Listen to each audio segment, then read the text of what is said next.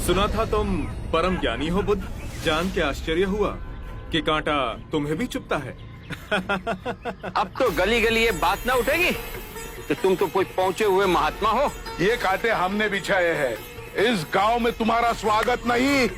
हर दिन अनाज भिक्षा में मांग कर ले जाते हैं।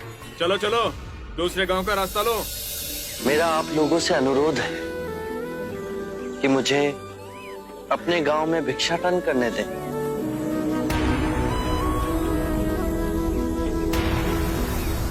ठीक है, भिक्षा चाहिए तो दे अपने रक्त की आहुति।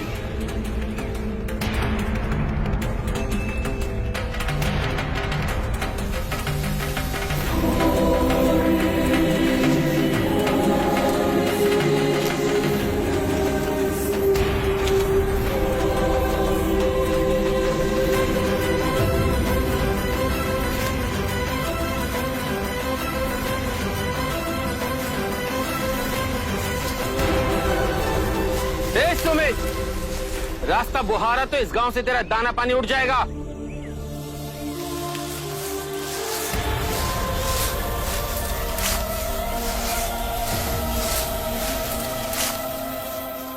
आप गांव में प्रवेश कीजिए।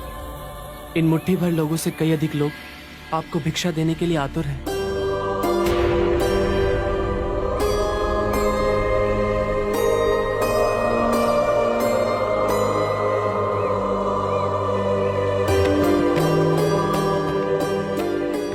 आप मुझे ना छुए। हाँ? नहीं तो मेरी छाया भी पड़ी, आप दूषित हो जाएंगे। क्यों दूषित हो जाऊंगा मैं? तुम भी हम सभी की तरह मनुष्य ही हो, और एक मनुष्य का स्पर्श दूसरे मनुष्य को कैसे दूषित कर सकता है? केवल लालच, घृणा, मोह, तृष्णा हम ही मनुष्य को दूषित करते हैं। और तुम जैसा मनुष्य जिसमें इतना प्यार भरा हो, वो केवल दूसरों को सुख ही दे सकता है, दुख नहीं। कैसे महात्मा हो तुम? तुम्हें तो जाति वर्ण का ज्ञान भी नहीं है। चोला पहने कोई सन्यासी नहीं होता। अरे पाखंडी हो तुम, पाखंडी। जो मानव से उसकी मानवता को छीनता है, पाखंडी वो होता है। यदि मुझे पाखंडी कहे आप सभी को संतोष मिलता है तो ये उचित है, परंतु इस मनुष्य में भी हमारी तरह प्राण बसे। इसे नीचा कहे, इसका तिरस्कार करना सबसे बड़ा पाखंड है। यदि जानते नहीं हो तो मैं बता दूं, ये धर्मशास्त्र है। पाखंड कैसे हुआ? जिस मिट्टी से सारी मानवता का सृजन हुआ उसी से इसका भी हुआ। मानव और मानव में भेद कर आप सृजनकर्ता पर कीचड़ उछाल रहे हैं। यदि हम आकाश में कीचड़ उछालेंगे तो आकाश तो ऊंचा ही रहेगा, परंतु कीचड़ वापस हमारे ऊपर ही गिरेगा।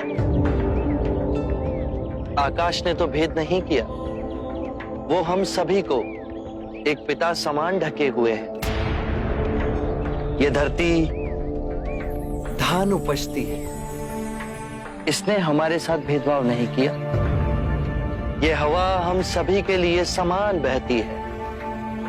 पानी हर प्यासे की तृष्णा को बुझाता है।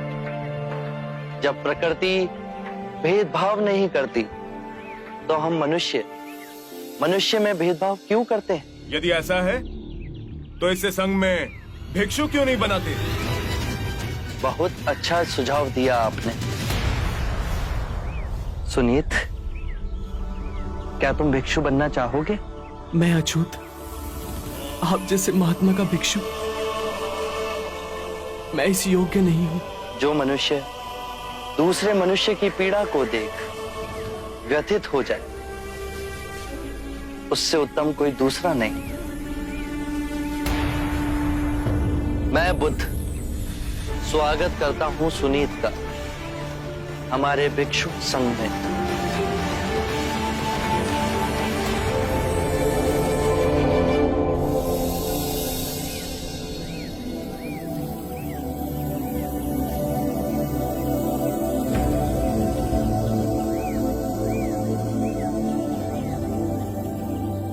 सारा जीवन किसी ने दया के दो शब्द ना कहे मुझसे, और आज इतनी करुणा बरसी है। पहली बार ऐसा लग रहा है कि मैं भी मनुष्य हूं, पर जो मैं कर रहा हूं यह अधर्म तो नहीं? जो अधर्म आज तक हुआ वो अब नहीं होगा। हर मनुष्य में चेतना का द्वार है, बस उसे ही अपनी संभावना को पाना है, अपनी गरिमा पे पुनः लौटना है।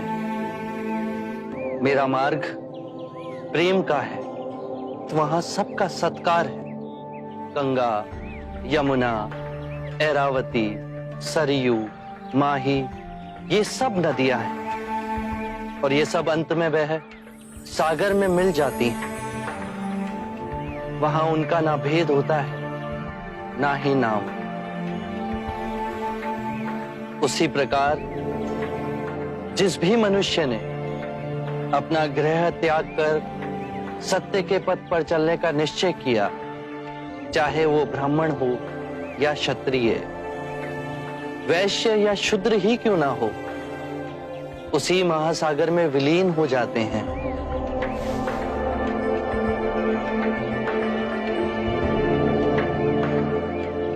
हर मनुष्य के अश्रुओं में नमक होता है, उसके लहू का रंग लाल होता है। ये भेद मनुष्य ने मनुष्य को उत्प्रेरित करने के लिए बनाए। आज मैं इन भेदों को काटता हूं। आज सुनीत को दीक्षा देना क्रांतिकारी होगा। हम पर बहुत से संकट आएंगे, हमें और तिरस्कृत किया जाएगा, पर सत्य आने वाली आंधी के सामने अडिग रहेगा।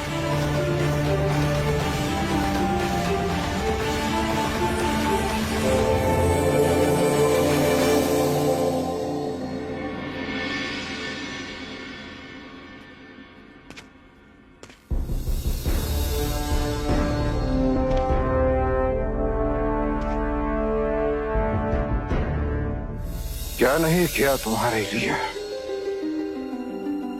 नई नगरी बनवाई, रोगियों से दुखियों से तुम्हें दूर रखा,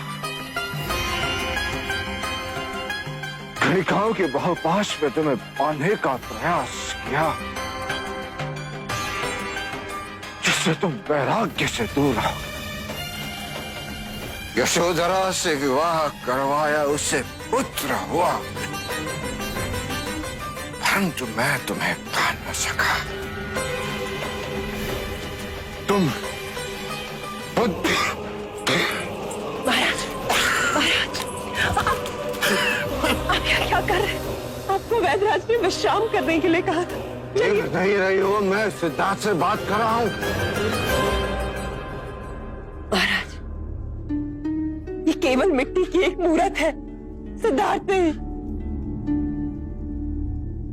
हम भी तो इसी मिट्टी की मूर्त है। एक दिन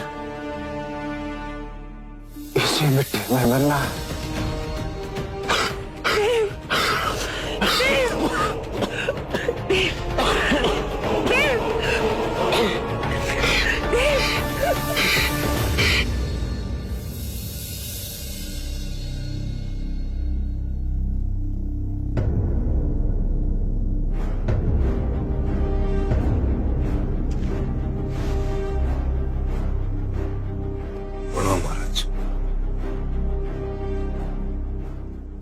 औषध दे दीजिए। महाराज की दशा अत्यंत गंभीर है। मेरे विचार से आपको बुद्ध और सारे युवराजों को शीघ्र बुला लेना चाहिए।